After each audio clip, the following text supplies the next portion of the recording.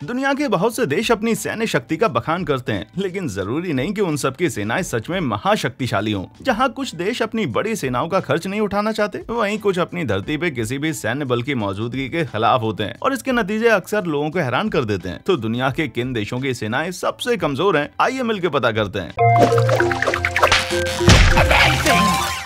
North Macedonia. आधिकारिक रूप से रिपब्लिक ऑफ नॉर्थ मैसेडोनिया कहा जाने वाला ये छोटा सा देश बाल्कन प्रायद्वीप में स्थित है। चारों ओर से जमीन से घिरा हुआ है। इसका साइज ऐसे समझिए कि यूएसए में 380 नॉर्थ मैसेडोनिया फिट हो जाएं और उतनी सी जगह में करीब 20 लाख नागरिक रहते हैं। तो इसमें कोई हैरानी की बात नहीं है कि यूएसए का डिफेंस बजट इस देश के मुकाबले थोड़ा सा ज्यादा है। थोड़ा सा से मेरा मतलब है कि 7000 गुना। नॉर्थ मैसेडोनिया अपनी सेना पे हर साल करीब $108 मिलियन खर्च करता है, जो इसकी जीडीपी का महज 0.85% है। यूरोपीय औसत 1.3% और अमेरिका के 3.4% के मुकाबले ये आंकड़ा बेहद कम है। ये ताज्जुब वाली बात है, क्योंकि मैसेडोनिया का अपने पड़ोसी मुल्क अल्बानिया से विवाद का लंबा इतिहास रहा है। फिर भी इतनी सी रकम में रिपब्लिक ऑफ नॉर्थ मैसेडोनिया की आर्मी ने एक छोटी सी थल और वायु सेना तैयार कर ली है। समुद्र से दूर होने की वजह से उनके पास नौसेना तो नहीं है, लेकिन 14 ट्रांसपोर्ट हेलीकॉप्टर और 4 अटैक हेलीकॉप्टर जरूर है। घबराइए मत, ये देश दुनिया पे कब्जा नहीं करने वाला, क्योंकि इनकी सेना में सिर्फ 13,000 सदस्य हैं, जिनमें से 5,000 तो रिजर्व में रखे जाते हैं। आखिर जंग में संख्या ही तो बल होती है। वैसे मैसेडोनिया वाले अपनी सेना पे भले ही कम खर्च करते हो, पर ये सही जगह पर खर्च करते हैं। हर साल क्रिसमस पे सेंटा क्लॉज को एक सैन्य हेलीकॉप्टर में बैठाकर स्कॉप्स इंटरनेशनल एयरपोर्ट ले जाया जाता है। उसके बाद सेंटा को अपने आगमन की घोषणा के लिए बस एक रॉकेट फायर करना होता है और मैसेडोनिया की सैन्य शक्ति को झट से 1000 पॉइंट मिल जाएंगे। बोस्निया और हर्जेगोविना। कहते हैं कि हीरा जबरदस्त दबाव में पैदा होता है, लेकिन ये बात बोस्निया और हर्जेगोविना के सैन्य बलों पर लागू नहीं होती। दक्षिण पूर्व यूरोप में स्थित इस देश की सेना का जन्म 1992 के बोस्निया युद्ध के दौरान हुआ था। समय और संसाधनों की कमी के चलते हर तरह के लोगों को इस सेना में शामिल कर लिया गया, जिनमें कुछ अपराधी गिरोह भी शामिल थे। 2000 के दशक की शुरुआत में कई सुधारों के बावजूद चीजों में कोई खास बदलाव नहीं आया। बोस्निया के पास मात्र 12 मील लंबी एक छोटी सी तटरेखा तो है, लेकिन फिर भी उन्होंने नौसेना नहीं बनाई। उनकी वायु सेना में मात्र 19 हेलीकॉप्टर हैं, पर कहा जाता है कि उनमें से किसी को भी रक्षा के उद्देश्य से नहीं बनाया गया था। इस देश के पास जो भी थोड़ी बहुत सैन्य शक्ति है, उसका श्रेय यहाँ की थल सेना को जाता है, जिसमें 10,500 सक्रिय सदस्य हैं। यहाँ 6,000 रिजर्व सदस्यों का भी प्रावधान है, पर असल दुनिया में उनका कहीं अता पता नहीं है। साइज में छोटी होने के बावजूद बोस्निया की सेना के पास $165 मिलियन का अच्छा खासा बजट होता है। जल्दी जनता ने सवाल करना शुरू कर दिया कि इतनी छोटी सेना होने के बाद भी इतना सारा पैसा आखिर जाता कहाँ है। साल 2012 में प्रेसिडेंसी चेयरमैन मिलोरेक डोडिक ने सेना को भंग करने की बात कही, क्योंकि इसमें खूब पैसे भी खर्च होते थे और कोई खास रिजल्ट भी नहीं मिलता था। खैर, सेना भंग होने से तो बच गई, लेकिन जब खुद की ही सरकार किसी सेना को यूजलेस बताने लगे तो फिर काहे की महाशक्ति भाई। सूरीनाम पिछले 40 सालों में एक नहीं बल्कि दो तख्ता पलट और एक गृह युद्ध झेल चुका है, जिसके चलते वहाँ की सेना अपने घुटनों पर आ चुकी है। साउथ अमेरिका में डच भाषा का प्रयोग करने वाले इस इकलौते देश के पास मिलिट्री बोट्स, एरोप्लेन्स और यहाँ तक की कारों की भी भारी कमी है, और जो भी थोड़ा बहुत सामान है वो काफी पुराना और आउटडेटेड हो चुका है। सूरीनाम की सेना में मात्र 1850 सक्रिय सदस्य हैं, जिन्हें देश की 6 लाख की आबादी में से चुना गया है। उपकरणों की भारी कमी न होती तो ये सेना छोटे स्तर पर कारगर साबित हो सकती थी। यहाँ की वायुसेना में फिलहाल सिर्फ 3 हेलीकॉप्टर हैं। इसी तरह नौसेना और कोस्ट गार्ड में भी काफी लंबे समय तक सिर्फ 3 पेट्रोल बोट थीं, जिन्हें 70 के दशक में खरीदा गया था। 2010 आते आते वे भी इस्तेमाल करने के लायक नहीं रही और उन्हें सेवा से निकाल दिया गया, जिसके बाद साल 2012 में 3 नई बोट्स खरीदी गयी। तब से सूरीनाम की सेनाएं दूसरे देशों द्वारा भेंट में दिए गए सामानों से काम चला रही हैं, क्योंकि बार बार तख्ता पलट और आंतरिक संघर्षों की वजह से वहाँ की अर्थव्यवस्था तार हो गई है। मात्र $63 मिलियन के बजट में जाहिर है सेना का हाथ तंग ही रहा होगा। इतने में तो एक F-35 फाइटर जेट भी नहीं मिलेगा भाई, और बिना जेट के आप दुश्मनों पर आखिर हावी कैसे होंगे। खैर, क्या किया जाए,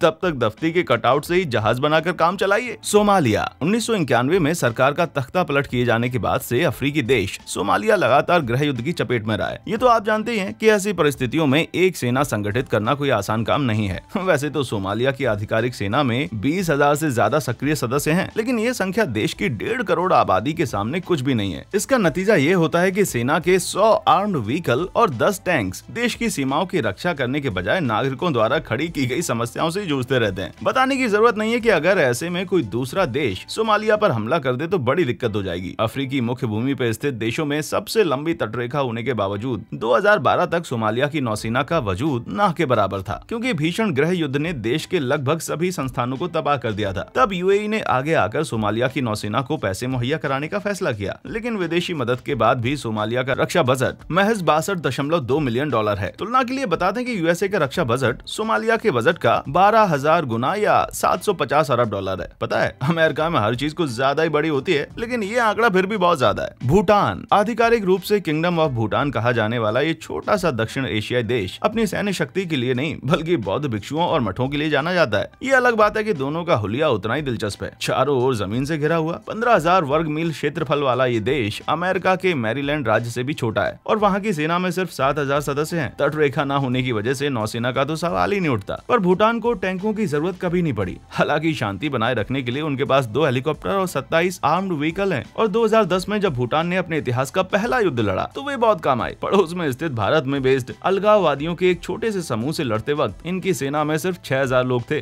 जिसके चलते उग्रवादियों से निपटने में बड़ी दिक्कत हुई। लेकिन प्राकृतिक संसाधनों के अभाव और पूरी तरह से पहाड़ों पर बसे होने का फायदा ये होता है कि कोई भी विदेशी ताकत भूटान पे कब्जा नहीं करना चाहती। आप रक्षा की कौन सी स्ट्रेटेजी अपनाएंगे? ताकतवर सेना बनाना या अपनी हालत ऐसी बनाना कि कोई कब्जा ही ना करे? नीचे कमेंट्स में हमें अपनी राय जरूर बताएं। कोस्टा रिका, सुनने में ये कितना भी आश्चर्यजनक क्यों ना लगे, पर रिपब्लिक ऑफ कोस्टा रिका पिछले 70 सालों से बिना किसी सैन्य बल के अपना काम करता आ रहा है। 1948 में भीषण गृह युद्ध खत्म होने के बाद वहाँ की सेना को बर्खास्त कर दिया गया था ताकि सरकारी बल भविष्य में फिर कभी अपने ही नागरिकों के खिलाफ हथियार न उठाएं। सेना की जगह public force of Costa Rica नाम का एक बल तैयार किया गया, जिसमें सिविल गार्ड और एयर विजिलेंस सर्विस नाम के संगठन शामिल थे। इस बल में करीब 12,000 सदस्य हैं, जिनका मेन काम है कानून व्यवस्था स्थापित करना, ड्रग्स और नशे की रोकथाम करना और देश की सीमाओं पर गश्त करना। लेकिन इस बल के पास व्यवस्था बनाए रखने के लिए पर्याप्त साधन नहीं है। साल 2018 तक देश की 800 मील लंबी तटरेखा पर गश्त करने के लिए उनके पास मात्र 70 साधारण सी बोट्स थी। शुक्र है अमेरिका ने साल 2018 में कोस्टा रिका को 3 पेट्रोल बोट, 2 इंटरसेप्टर और 4 हेलीकॉप्टर दान दिए थे, पर उनमें से कोई भी सशस्त्र नहीं है। खैर, दूसरे देशों द्वारा दिए गए सामान पर निर्भर रहने के बावजूद सेना न होने के अपने अलग ही फायदे हैं। महंगे सैन्य उपकरण, ट्रेनिंग और तनख्वाह वगैरह के पैसों को बचाकर कोस्टा रिका अपनी जीडीपी का करीब 7% हिस्सा शिक्षा पर खर्च करता है। यह आंकड़ा अमेरिका के 5% और संयुक्त अरब अमीरात के 1.3% के मुकाबले बहुत ज्यादा अच्छा है। सैन्यकरण के बजाय शिक्षा पे इतने पैसे खर्च करने के पीछे मकसद है जनता को जागरूक बनाना और देश में स्थिरता बरकरार रखना ताकि दूसरे गृह युद्ध से बचा जा सके। बाहुबल के हिसाब से कोस्टा रिका भले ही कमजोर हो, लेकिन इसमें कोई दो राय नहीं है कि वे एक बहुत ही समझदार मुल्क हैं। पनामा, अपनी बेहद महत्वपूर्ण नहर के लिए मशहूर देश पनामा ने कोस्टा रिका के उदाहरण का पालन करते हुए 1990 में अपनी सेना को बर्खास्त कर दिया था। दशकों तक एक सैन्य तानाशाही के शासन तले रहने के बाद वहाँ की उत्तराधिकारी सरकार ने सेना को बर्खास्त करके उसकी जगह पैनेमियन पब्लिक फोर्सेस का गठन किया। इस बल में नेशनल पुलिस, एविएशन, नौसेना और सीमा सुरक्षा दल शामिल है, जिनमें से कुछ के पास तकनीकी तौर पर युद्ध करने की क्षमता है, लेकिन उन पर कड़ी लगाम लगा के रखा जाता है। देश की 38 लाख जनसंख्या के मुकाबले इसकी सेना में महज 10,000 सक्रिय सदस्य हैं। दुनिया के सबसे महत्वपूर्ण जलमार्ग पे स्थित होने के बावजूद पनामा की नौसेना में सिर्फ 33 बोट हैं, जिनमें से 16 बोट तो सिर्फ गश्त करने के लिए इस्तेमाल की जाती हैं। देश के वायु समूह के पास भी कोई संसाधनों की भरमार नहीं है। इस दल में सिर्फ 23 हेलीकॉप्टर हैं, जिनमें से कई तो एम्बुलेंस सेवाओं के लिए इस्तेमाल किए जाते हैं। और अंत में आते हैं फाइटर जेट्स, पनामा की सेनाओं में जिनकी संख्या कुल मिलाकर 0 है। नॉर्थ कोरिया जैसे देशों तक की सेना के पास फाइटर जेट तो होता ही है, लेकिन ईमानदारी से कहा जाए तो नॉर्थ कोरिया का पनामा से कोई मेल नहीं है। कोरिया सैनिकरण के मामले में कहीं ज्यादा आगे है। अपनी जीडीपी का 1/4 हिस्सा रक्षा पे खर्च करता है। गोला बारूद और हथियारों के मामले में बेहतर होने के बावजूद उत्तर कोरिया की बीचेस ऐसी दिखती हैं, वहीं पनामा की बीचेस कुछ ऐसी। मैंने तो सोच लिया है कि मुझे कहां पर रहना है, और वहां ना तो फाइटर जेट्स होंगे और ना ही ये बंदा। मॉरिशस, हिंद महासागर में स्थित छोटा सा देश मॉरिशस अपने खूबसूरत बीचेस और रीफ्स के लिए जाना जाता है, ना कि अपनी सैन्य शक्ति या उसके अभाव के लिए। सब सहारन अफ्रीका की सबसे मजबूत अर्थव्यवस्था होने के बावजूद 12 लाख की आबादी वाले इस देश की सीमा किसी दूसरे देश से नहीं लगती, जिससे इस पर आक्रमण का कोई खतरा नहीं है। मॉरिशस को अपनी सीमाएं बढ़ाने में भी कोई दिलचस्पी नहीं है, इसलिए 1968 में ब्रिटिश राज से आजाद होने के बाद से अब तक इस देश को कभी भी सक्रिय या रिजर्व सेना को तैयार करने की जरूरत नहीं महसूस हुई। पर हाँ, उनके पास 12,500 सदस्यों वाली मॉरिशस पुलिस फोर्स जरूर है, जो दंगा नियंत्रण से लेकर तटीय गश्त तक का हर काम का जिम्मा उठाती है। मॉरिशस पर दुश्मनों से ज्यादा टूरिस्ट द्वारा कब्जा किए जाने का खतरा मंडराता है, इसलिए वहाँ का रक्षा बजट मात्र $22 मिलियन है। यह आंकड़ा देश की जीडीपी का मात्र 0.15% है। पुलिस में 1400 सदस्यों वाला एक अर्धसैनिक दस्ता होने के बाद भी मॉरिशस ने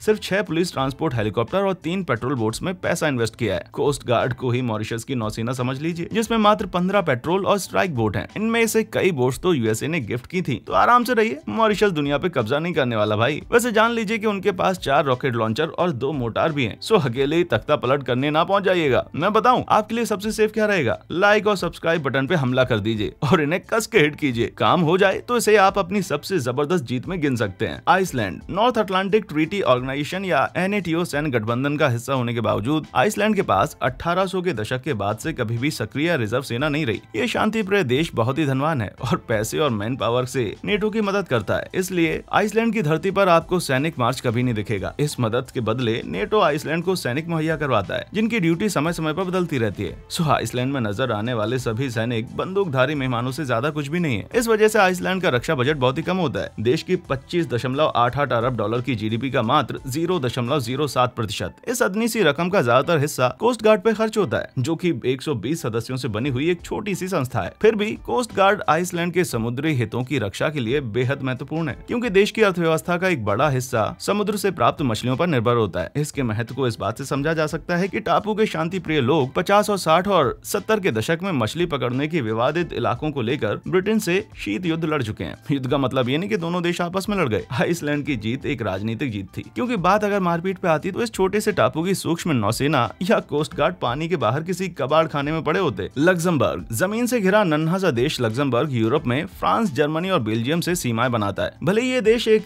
टैक्स हेवन के रूप में मशहूर हो, पर ये सिर्फ टैक्स विवादों से दूर नहीं रहता। एक तो छोटा सा साइज, उस पर 6 लाख की आबादी में 40% लोग विदेशी। ऐसे में यहाँ की सेना के बारे में ज्यादा ना ही कहा जाए तो बेहतर रहेगा। जमीन से घिरा होने की वजह से लग्जमबर्ग में नौसेना तो बन नहीं सकती, पर हाँ 2 मल्टीपर्पज हेलीकॉप्टर से लैस एक छोटी सी वायुसेना जरूर है। सेना पे बेतहाशा पैसा उड़ाने वाले देश जरा अपने दिलों को थाम लें, क्योंकि लग्जमबर्ग के रक्षा बजट की तंगी का असली मुजाहरा तो वहाँ की थल सेना से होता है, जिसमें कुल मिलाकर 939 सदस्य हैं। लेकिन मामला इससे कहीं ज्यादा संगीन है, क्योंकि उन 939 लोगों में से सभी सैनिक नहीं है, बल्कि 137 सिविल स्टाफ, 81 अधिकारी और 54 म्यूजिशियन है। इनफैक्ट सेना में म्यूजिशियंस की संख्या 428 सैनिकों की कमान संभालने वाले नायकों की संख्या से ज्यादा है। यानी अगर फ्रांस या जर्मनी की नियत कभी लग्जमबर्ग पे खराब हो भी जाए तो बस यही उम्मीद की जाए कि when the saints come marching इन गाने का आघोष उन दोनों देशों को लग्जमबर्ग पे कब्जा करने से रोक लेगा। मोनाको देश के राजवंश, कैसीनो और सालाना फार्मूला 1 रेस पे जबरदस्त पैसे खर्च करने वाला मोनाको अपनी सेना पे कोई खास रकम खर्च नहीं करता। देश की 32% आबादी के लखपति होने के बावजूद दुनिया के दूसरे सबसे छोटे देश मोनाको के पास कोई नियमित सेना नहीं है। देश की रक्षा से जुड़े ज्यादातर अहम मुद्दे पड़ोसी देश फ्रांस के जिम्मे आते हैं, लेकिन ऐसा नहीं है कि बड़े भाई फ्रांस की मदद के बिना मोनाको एकदम असहाय पड़ जाएगा। इस संप्रभु देश के पास 2 छोटी छोटी सैन्य टुकड़ियां हैं, जिनमें से एक है वहाँ के राजा और जजों की रक्षा करने वाली rifle company of the Prince और दूसरी है नागरिक सुरक्षा और अग्निशमन के लिए जिम्मेदार core of sappers and fire fighters. देश की सेना में सदस्यों की कुल संख्या 260 है, जिसमें से 140 तो अग्निशमन का काम करते हैं, यानी कुल बचे 124 सैनिक, जिन्हें ज्यादातर खास मौकों के लिए इस्तेमाल किया जाता है। इस सेना से निपटने के लिए तो गधे पर सवार बंदूक से लैस एक अकेला आदमी काफी है भाई। आपको बता दें कि मोनाको की सेना की सबसे बड़ी कमी छोटा आकार नहीं, बल्कि सैनिकों की अजीब से दिखने वाली यूनिफॉर्म है। वैसे इससे भी बुरी यूनिफॉर्म है दुनिया में। यकीन ना हो तो वेटिकन के स्विस गार्ड या ईरानी सेना की ये कैमो परेड ही देख लीजिए। ऐसी ड्रेस से अच्छा तो ये रहेगा कि कोई भी सेना ना ही बनाए। वीडियो देखने के बाद आपकी क्या राय है? क्या देश की रक्षा के लिए एक बड़ी सी सेना का होना जरूरी है? अपना जवाब हमें नीचे कमेंट्स में जरूर लिखें। हमारा चैनल देखने के लिए आपका बहुत बहुत शुक्रिया।